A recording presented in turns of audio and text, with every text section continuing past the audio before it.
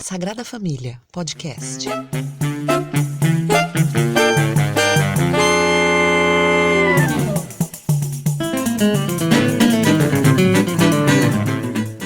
Olá, esse é o terceiro podcast do Coletivo Sagrada Família. Lembrando a vocês, para entrar lá no site www.asagradafamilia.com, críticas, sugestões, apontamentos, elogios também podem ser dados, sagrada.familia.podcast@gmail.com. Estamos novamente aqui com o Cristiano José. Hoje o tema gira em torno ainda da marcha do golpe, da questão do golpe, mais especificamente diante dos últimos acontecimentos, em especial a saída do agora ex-ministro da Justiça, ex-juiz da Operação Lava Jato, o juiz Sérgio Moro. O golpe de Bolsonaro, com o professor Cristiano José. Boa noite, Cristiano, tudo bom? Ô Felipe, boa noite, meu velho.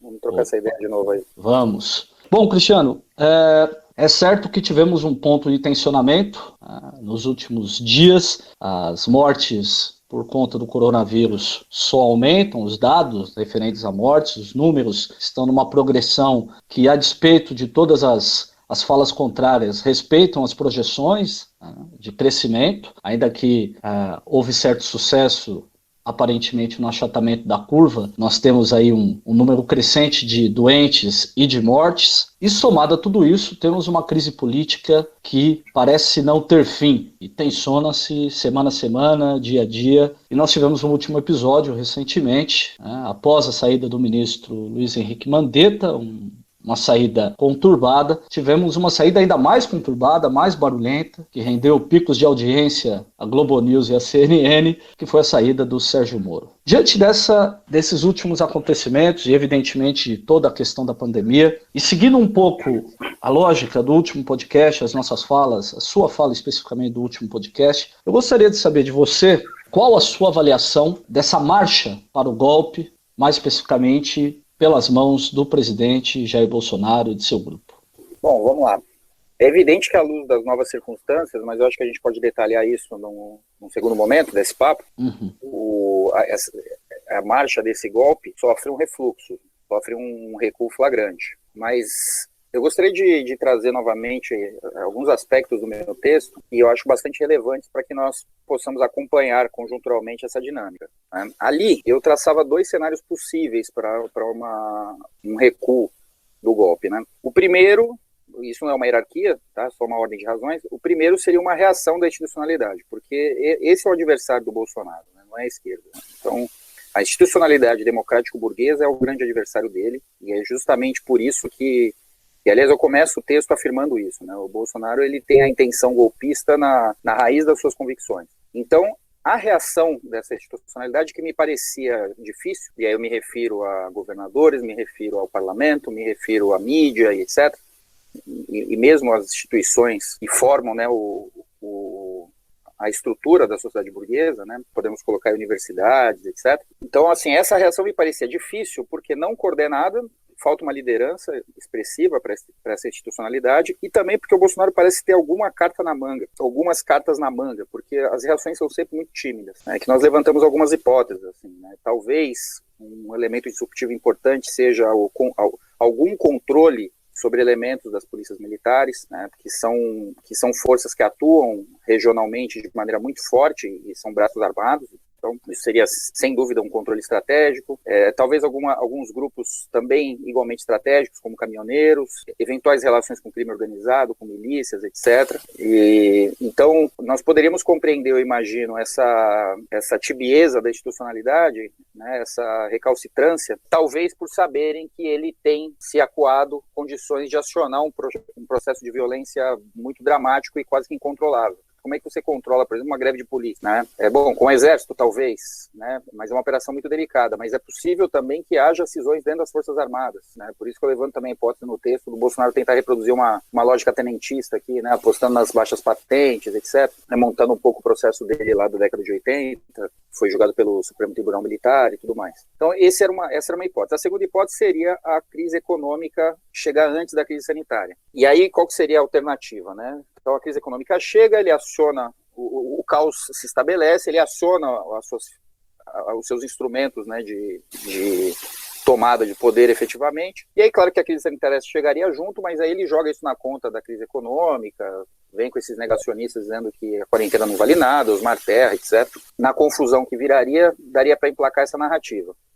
O que nós temos agora, e em grande medida tem a ver com a demissão, com a saída do Sérgio Moro, é uma reorganização dessa institucionalidade. Então parece que ela reagiu e parece que ela conseguiu se articular minimamente, né?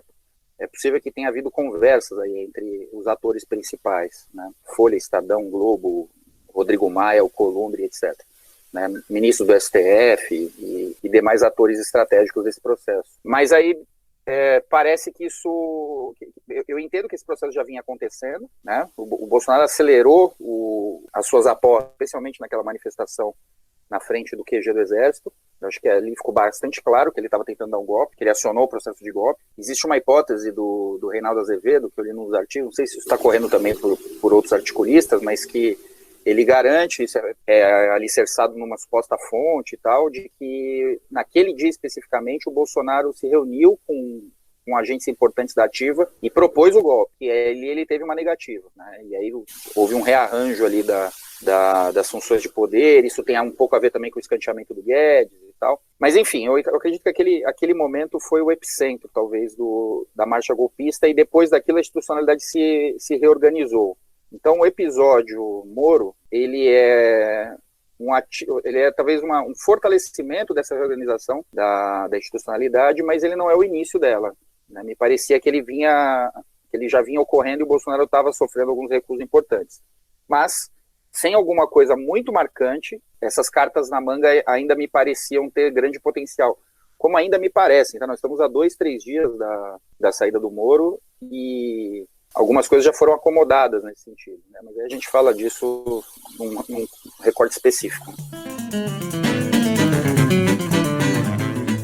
É interessante você comentar dessa marcha que supostamente aí você utiliza a menção do Reinaldo Azevedo, e ele tem militado, né, desta feita, diferentemente em outros momentos, ele tem militado, ao que me parece, contra um governo que ele auxiliou de alguma maneira a alçar-se ao poder, né, não dando apoio direto, ainda que denunciasse o Bolsonaro por N crimes, mas por todo o clima que se criou, né, por exemplo, o antipetismo, e hoje ele se coloca numa posição totalmente contrária, inclusive um porta-voz extremamente ácido, né, dos críticos do presidente Bolsonaro. Obviamente que não pelo viés da esquerda, né, respeitando outros grupos, mas ainda assim tem sido um crítico feroz. E nessa citação você traz não apenas a questão do Bolsonaro conversando com representantes militares para uma possibilidade do golpe, aí a negativa, né, seguido de uma negativa, mas também você cita o escanteamento do Guedes. Dentro desse processo, e aí uma fala muito breve, Cris, dentro desse processo, o que poderia representar, dados os compromissos, os quais eu te questionei no último podcast, os compromissos com o grande capital, com as grandes corporações, com o mercado financeiro, o que poderia representar? Você tem alguma coisa, algum olhar sobre essa possibilidade de queda do Guedes no contexto dos compromissos do governo Bolsonaro em relação ao grande capital?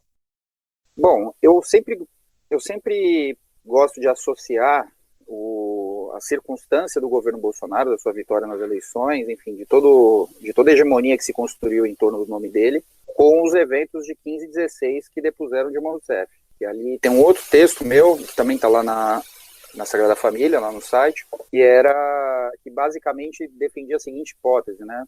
de que numa situação de crise estrutural do capital, de carestia, né, de esvaziamento, de empobrecimento, né, das suas possibilidades de controle das taxas de acumulação de riqueza, se tornava fundamental que uma ação rápida de retirada de direitos fosse levada a efeito.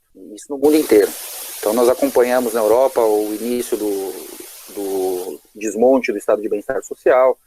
Aqui no Brasil, o pouco de estado de bem-estar social que tivemos com os governos petistas, especialmente com o governo Lula, passou a ser atacado fortemente, mas o problema é que nós entramos numa lógica, depois da queda do Muro de Berlim, que era uma lógica uma estratégia ideológica de apresentar a democracia burguesa como o produto mais acabado, né, do welfare político. E o problema todo dessa dinâmica é que ela é lenta para conseguir realizar processos tão complexos como esse, de retirada de direitos, de reforma trabalhista, reforma previdenciária e tudo mais. Então, quem faz isso com agilidade são ditaduras, né? Mas, culturalmente, a própria burguesia construiu uma parede ideológica muito forte contra as ditaduras. Então, não é simples voltar atrás no discurso, né? Então, uma possibilidade híbrida aí seria colocar um governo de anônimos que num curto espaço de tempo poderia aprovar todas essas demandas do grande capital e depois ser retirado de cena sem que o verniz democrático fosse abalado, né? Porque justamente esse agente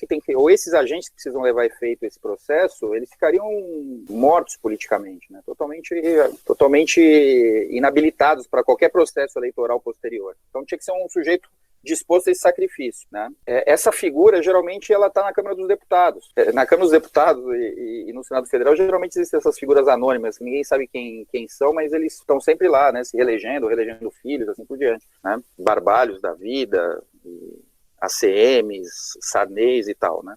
Então, a bola da vez era o Temer. Então, o golpe de 2016, ele vinha justamente dentro desse contexto. Olha, nós retiramos, né, e para isso eles demandaram um esforço grande em termos midiáticos, processuais, enfim, judiciário atuando, Lava Jato e tal. Coloca um sujeito que está disposto a esse sacrifício e aí ele vai levar isso a efeito. Não deu muito certo. Então o Bolsonaro, de certa maneira, ele vem no sentido de terminar o trabalho, né, especialmente na reforma administrativa, reforma previdenciária, que o Temer não conseguiu fazer, e a ultraliberalização da política brasileira, né, um desmonte do Estado forte. Bom, a questão toda é que esse processo de crise estrutural continuou se agudizando, então essas reformas eram cada vez mais prementes e assim nós explicamos o consenso da institucionalidade em torno do Bolsonaro, né? Ele, apesar de não ter trabalhado uma hora para aprovar a reforma da Previdência, ela foi aprovada por si mesma, porque isso é um consenso da mídia, etc, né? Passou até como se fosse uma reforma defendida pelo povo brasileiro, né? Eles conseguiram construir essa versão das coisas. Mas uma situação como a pandemia, ela agudiza essa crise, que era uma crise já existente, né? Nós já víamos os indicadores mostrando isso, né? Nós já estávamos numa situação de dólar em ascensão, uma situação de extrema dificuldade dos capitais se alocarem nacionalmente, com taxas de juros negativas nos países centrais do capitalismo, mesmo aqui na periferia, o juro descendo demais. Então, a questão do endividamento público batendo a porta. Então, nós já tínhamos uma condição de crise estrutural importante, e aí vem essa situação da pandemia, que aborda de maneira absolutamente forte algo que já era muito frágil, né? Dentro desse contexto, qualquer lógica é suspensa, porque aí os atores, né, eles saem dos grandes projetos e eles começam a defender os seus pequenos projetos, cada vez mais particularizados, né, seja do seu partido, do seu grupo político, de si mesmo, da família. E o Bolsonaro, que era um peão nesse processo, agora é um peão rebelde, né, um peão com vida própria. Então, e o Paulo Guedes não é um homem do Bolsonaro, o Paulo Guedes é um homem do grande capital, né, das grandes estruturas executivas do grande capital, né. Ele é um funcionário de primeira ordem, é um grande gerente do grande capital. É claro que todas essas abstrações agora de Estado mínimo, de probidade fiscal e etc, essas coisas caem por terra, porque quem não se defender sob o ponto de vista da popularidade agora, e popularidade é arroz e feijão na mesa das pessoas, vai ser varrido sumariamente, né? E o Bolsonaro, novamente, ele tem esse feeling político, né? Ele, quando ele sabe o que a pandemia vai... Quando ele percebe o que a pandemia vai fazer, quando ele conhece os dados, ele imediatamente faz a sua guinada no sentido de se colocar como o cara do povão, né? O cara que, olha, o que as pessoas vão comer, etc. E ele vai lá para o comércio e tal. Então todas essas grandes discussões são suspensas. E eu acredito que, sequer ele participava delas, talvez ele fosse informado, no sentido de haver um alinhamento de ponteiros aí, para ver o que vai falar na imprensa e tal, mas eu acredito que a partir desse momento o governo começou a se fragmentar em várias frentes. Né? Então o pessoal da economia já deve ter se destacado para um lado, começa um governo paralelo meio lá guiado pelo Rodrigo Maia, os estados mesmo já começam a meio que se autonomizar também, né? Mas na prática essas coisas não estão separadas, né? Então essa articulação é importante. Daí todas as confusões que nós temos assistido, né? Todas as brigas e tal. Mas o Bolsonaro, com certeza, ele se isolou no sentido absoluto do termo, sabe? Não é se isolou porque as suas alianças estão frágeis. Ele se isolou porque ele adotou uma tática de guerrilha agora. Então o negócio agora é tentar se salvar como figura política, sabendo que tudo vai cair e talvez algo prevaleça. Esse algo que seja ele, ou a família e tudo mais.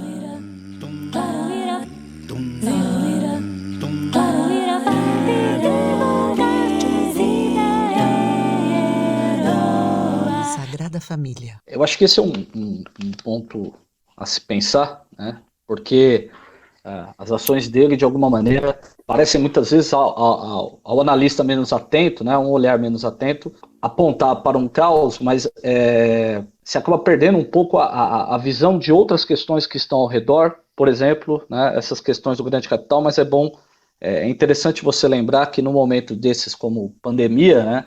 Essas abstrações, né, ligadas aos projetos neoliberais, eles ficam um pouco insuspensos, né, e evidentemente debater sobre eles perde um pouco o espaço, né, perde um pouco a sua urgência, não que, né, isso deva ser desconsiderado.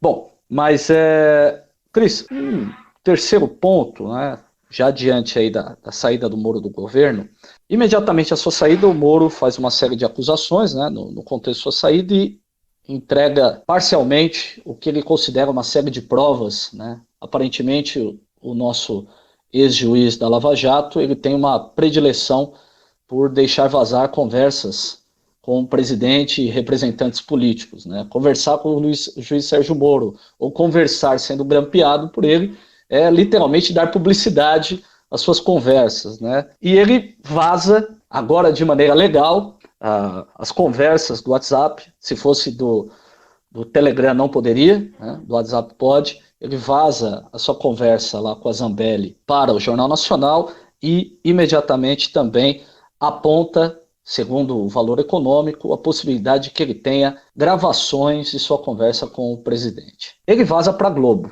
né? O Estadão alardeia. Todos parceiros de primeira hora do ex-juiz durante a Operação Lava Jato, em todo o processo contra o ex-presidente Lula, e também de fritura, né? Não apenas do Lula, mas também do PT, e acabou apontando para quase toda a esquerda nesse movimento.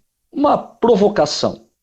É possível que essa saída do Moro e esse protagonismo, essa saída na frente, né, de Globo, Estadão, né, essa predileção por esses veículos de imprensa, sabendo inclusive das ligações deles com o projeto do PSDB e da toda a ligação histórica da família do senhor Moro com o PSDB paranaense, é possível que nós estejamos observando uma tentativa de ressurreição, por assim dizer, de um projeto que talvez já estivesse sendo vislumbrado lá entre 2014, 2015, 2016, né, via PSDB, Globo. É possível que esse projeto esteja reaparecendo no contexto brasileiro?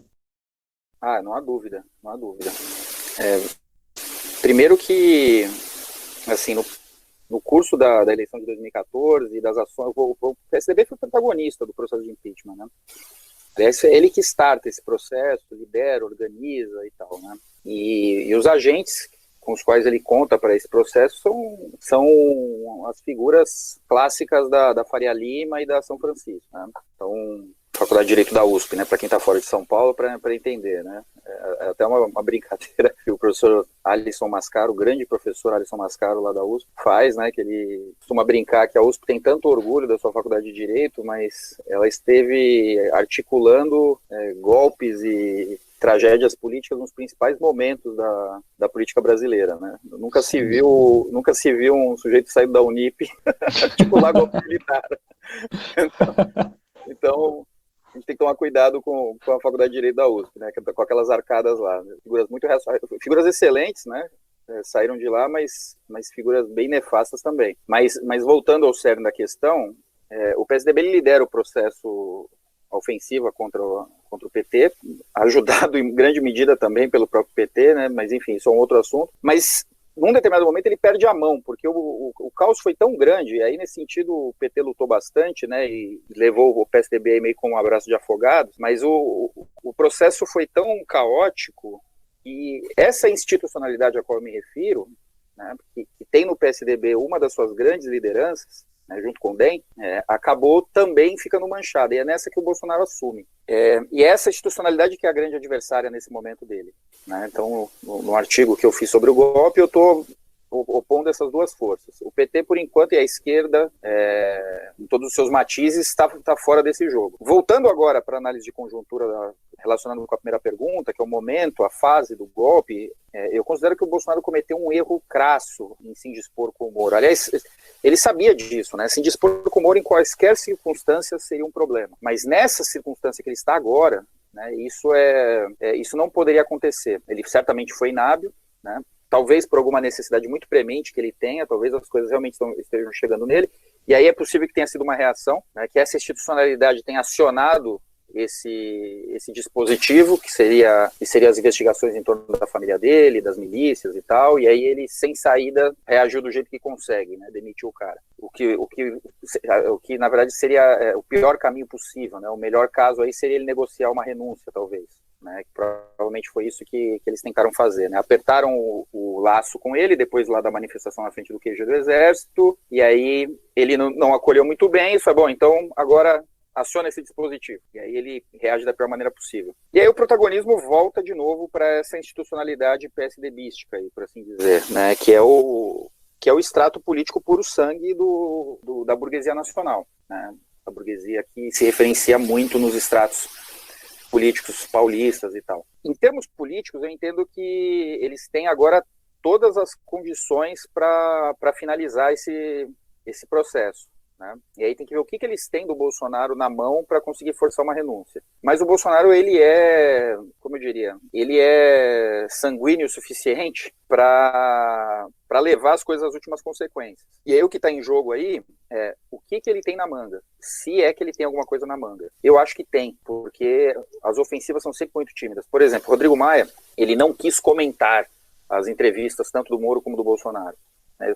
Ele podia comentar o que ele quisesse. Se o Bolsonaro não tivesse nada, ele podia sambar em cima da cabeça dele que seria super bem-vindo, considerando a tônica da narrativa que se instaurou naquele dia. O Bolsonaro totalmente desmoralizado, totalmente acossado. Então não fala por quê, o que o sujeito efetivamente tem para oferecer, né, em termos de correlação de forças. Então eu ainda acho que existe uma negociação ocorrendo, existe uma tentativa de apresentar-lhe a saída honrosa da renúncia, mas que para uma figura como ele, e para os grupos que estão no seu entorno, talvez ele tenha talvez uma personalidade mais parecida com a do Hitler, talvez. Vamos morrer atirando aqui, vamos esperar os caras subirem a escada do hashtag, porque eu não vou dar esse gostinho, eu não vou dar esse prazer a eles. Mas o que é interessante em termos de análise política é pensar o Moro também como um agente infiltrado, né? Então o PSDB ele ficou nas cordas, não conseguiu assumir o protagonismo político nas eleições de 2018, mas ele consegue colocar um tremendo de um cavalo de Troia dentro do governo, que é o Sérgio Moro, que não é só um cavalo de Troia no sentido de que, olha, para tirá-lo é difícil, né? O que já é um problema, mas também porque é um sujeito que vai ocupar uma função estratégica. Imagina a quantidade de informações que ele reuniu ali dentro. Né, sendo ministro da Justiça, imagina, tendo a Polícia Federal sob seu comando. Então esse cara deve ter terabytes de arquivos, dados, vídeos, fotos de todos os problemas de todas as pessoas do Brasil. Esse cara ficou com muita gente na mão, né? E a família Bolsonaro entre elas. Então pende a balança agora para o lado dessa institucionalidade, mas tem um outro aspecto. Nós estamos às vésperas de uma situação absurdamente caótica em termos econômicos. Essa institucionalidade a qual nós nos referimos, ela é lenta para lidar com essas circunstâncias. O PSDB ele trabalha numa chave mais ou menos administrada. em termos de todos os indicadores, né, de violência, de inflação, de taxas de câmbio, etc. Então eu tenho dúvidas se o PSDB é o ator fundamental, e ao PSDB eu estou me referindo a Estadão, a Globo, a Folha, etc., a forças expressivas do parlamento e tal, para lidar com uma situação como essa. Então talvez o Bolsonaro esteja ainda jogando, esperando que a crise econômica venha salvá-lo, mas por enquanto isso é uma mera hipótese, né? O dado concreto hoje é que ele realmente está acuado, mas que parece não vai entregar de bandeja, né? Vamos ter que sair com ele efetivamente. E eu acho que isso depende bastante das negociações com as Forças Armadas. Quando as Forças Armadas derem a senha, o Rodrigo Maia coloca as coisas na mesa, então. Né? Uma palavra, rapidinho, antes da gente passar a última pergunta. É inteligente? Você considera inteligente da parte de frações à esquerda sustentarem, nesse atual momento, em que o Bolsonaro se converte no grande antagonista da luta contra a pandemia, né, e com ações tresloucadas, é inteligente por parte de frações à esquerda focar na crítica ao Moro, tão somente apontando essas contradições que são tão próprias dessa figura, né? Gosto da analogia do cavalo de Troia. É inteligente? Você julga que é possível fazer as duas coisas, ou o momento é de focar a crítica no Bolsonaro? A questão aí é o como, né? Não o que. Os dois são da extrema-direita, os dois são inimigos importantes. O problema da esquerda não é exatamente como ela se posiciona em relação aos seus adversários, em geral de maneira coerente, né? Pelo menos em grande medida, assim, né? Tem algumas abstrações sem sentido e tal, mas em geral as posições são razoáveis. Mas a questão é onde a esquerda atua, né? Ela ainda entende que o seu espaço de luta e de atuação são os executivos, a disputa eleitoral e etc. Sendo que eu entendo que o retorno às bases é o passo fundamental que tem que ser dado agora. Não só por uma questão de cálculo político, mas por uma questão de identidade, por uma questão de necessidade. Eu fiquei bastante satisfeito quando eu li uma matéria, há 2 semanas atrás, sobre uma organização que algumas associações lá de Paraisópolis fizeram, e uma coisa bem organizada, recolhendo mantimentos, trabalhando com orientação da população, acolhendo os idosos. Os caras estão fazendo um papel de organização de guerra, independente do Estado ali, né? Então essas coisas trazem germes de organização, de cooperação, que são as únicas coisas que podem garantir o mínimo de civilidade para quando o processo de caos social chegar. Porque são 2 possibilidades, né? A primeira é o caos social se converter numa degeneração física e moral da população, né, para falarmos com Hegel. Enfim, a violência explode, criminalidade, etc. E a outra alternativa é a organização popular para se apropriar dos instrumentos de produção, né, os dispositivos de reprodução da vida, e tocar a sua vida, e dar o seu salto qualitativo em termos de organização popular. É ali que a esquerda tinha que estar efetivamente fazendo esse tipo de trabalho, né? Então existe uma justificativa concreta, que é o sofrimento das pessoas já no meio de uma pandemia, com todas as questões que já existem, e existe uma questão de lógica política, de obviedade de procedimento. É para lá que os militantes, e mesmo aqueles que têm cargos públicos deveriam estar se encaminhando, né? Essa briga Moro-Bolsonaro é uma briga da burguesia. A esquerda deve se posicionar, mas se posicionar na sua comunicação direta com as massas, e não na tribuna do parlamento ou em alguma coluninha solta que ela possa ter dentro de algum jornal PSDBista, como a Folha, por exemplo, né? Isso não tem efeito nenhum, né? Ela só se coloca, se ela se mantiver nesses termos, ela só se coloca como, agora que é possível, como uma força auxiliar dessa institucionalidade, né? Então, endossando o Fernando Henrique, endossando o Dória, endossando o Rodrigo Maia, o que é um papel absolutamente indigno, né, para alguém que tem uma responsabilidade histórica como a esquerda tem.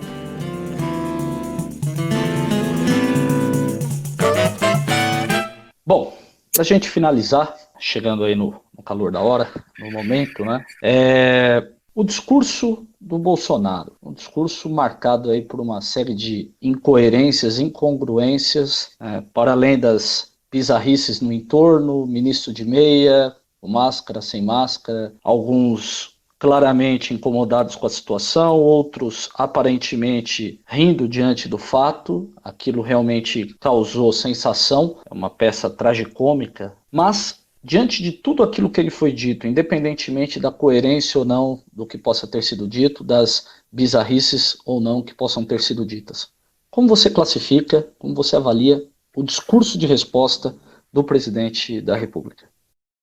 Bom, ali, esse discurso, ele, apesar de não funcionar nem um pouco para quem já estava revoltado com ele desde o pronunciamento do Moro, ele serviu como linha política para os seus apoiadores, né, para os youtubers e tal, né, que é a ideia da vítima, né, da traição e tal, né. Eu recebi até algumas mensagens de algumas pessoas interpretando aquilo como se fosse, inclusive, esteticamente orientado, né, tentando pensar aquela cena como a reprodução da Sagrada Família, da Santa Ceia, e os ministros ali atrás, ele ao centro, posicionando o Moro como Judas, né, que não está mais ali, né, tá vendo todos os ministros, o Moro não está mais aqui. Pode ser, eu achei interessante também essa associação. Mas esse tem sido o mote da sua militância, das suas milícias digitais, né, classificar o Moro como um Judas e tudo mais. Funciona pouco, do ponto de vista da criação do consenso, mas funciona bem nesse propósito de organização da base dele. A respeito das basófias todas que ele lança, né, eu diria que assim, isso faz parte muito dessa identidade política que o Bolsonaro traz com essa interpretação de primeira hora do sujeito simples, né? Porque o sujeito, ele funciona muito, pelo menos assim, fazendo uma generalização um pouco grosseira, mas é muito comum encontrar uma barreira moral mediando todas as circunstâncias, né? O que muitas vezes retira a complexidade das coisas. Então, trazer a situação para o quadro da traição, para o quadro da picaretagem, por assim dizer, né? Principalmente depois do vazamento das mensagens e tal, eu acho que é uma estratégia que faz sentido dentro do modus operandi do Bolsonaro, e isso ganha algum tipo de acolhimento, né? Agora, o que a gente precisa entender agora, tentando levar a análise para alguma coisa um pouco mais estrutural e um pouco mais de longo prazo, é o seguinte: entender que a posição do Bolsonaro como presidente da República, e não é só essa posição que interessa, né? São as figuras que ele traz junto consigo nos ministérios, né, na educação, nas relações exteriores, Ministério das Mulheres, da Damares, etc., demonstra a completa miséria e esvaziamento que a burguesia nacional hoje se encontra, né? A gente retoma aquela questão da segunda pergunta, se não me engano.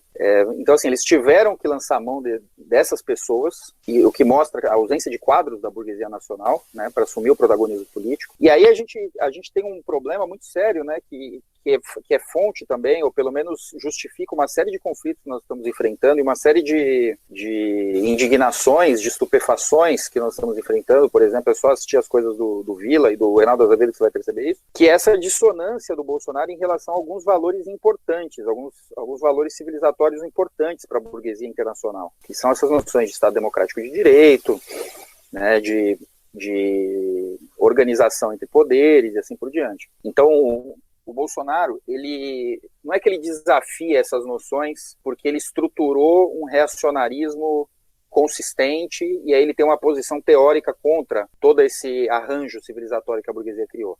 Ele simplesmente não conhece essas coisas. Ele simplesmente ignora o que elas são. Então, quando ele dá uma resposta que para um bom uspiano da São Francisco parece escandalosa, né, e que faz a Janaína Pascoal pular 2 metros de altura, é preciso entender que ele não está fazendo isso porque ele está afrontando um valor da burguesia. Ele simplesmente não conhece esse valor.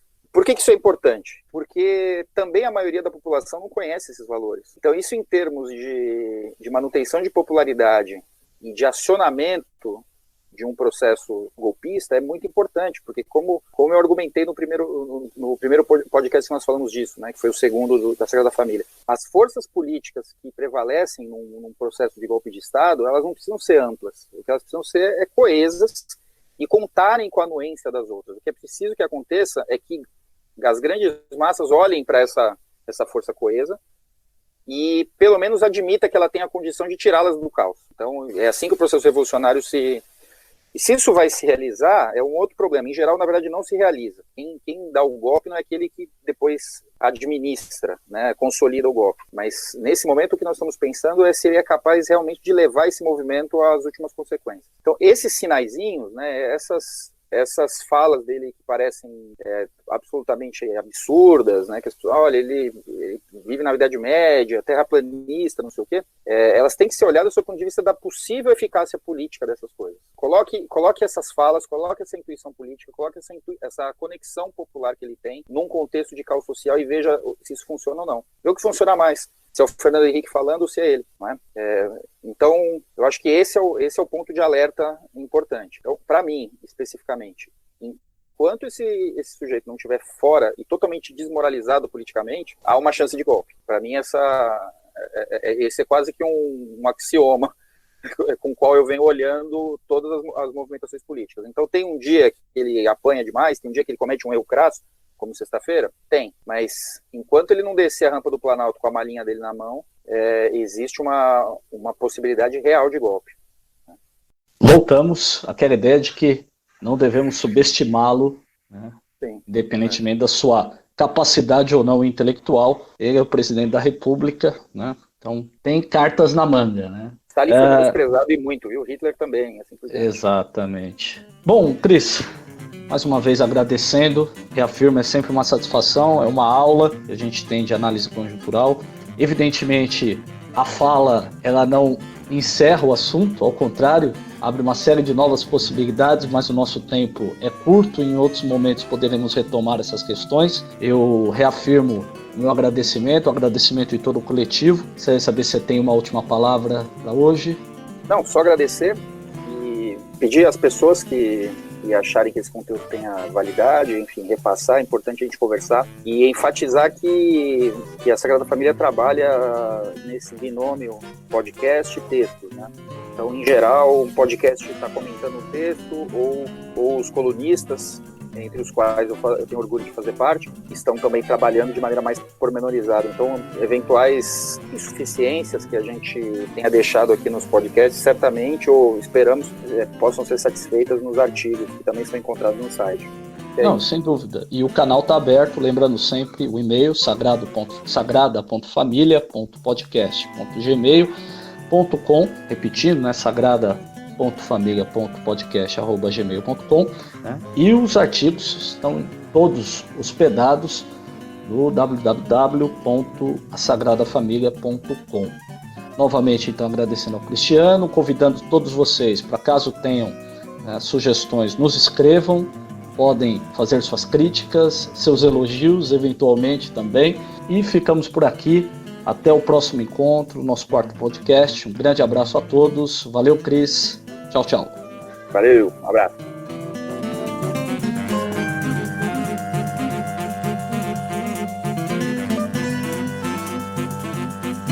Este podcast é uma produção do coletivo A Sagrada Família. Trilha sonora de Jean Correia. Escreva para nós através do site www.asagradafamilia.com ou pelo e-mail sagrada.família.podcast@gmail.com.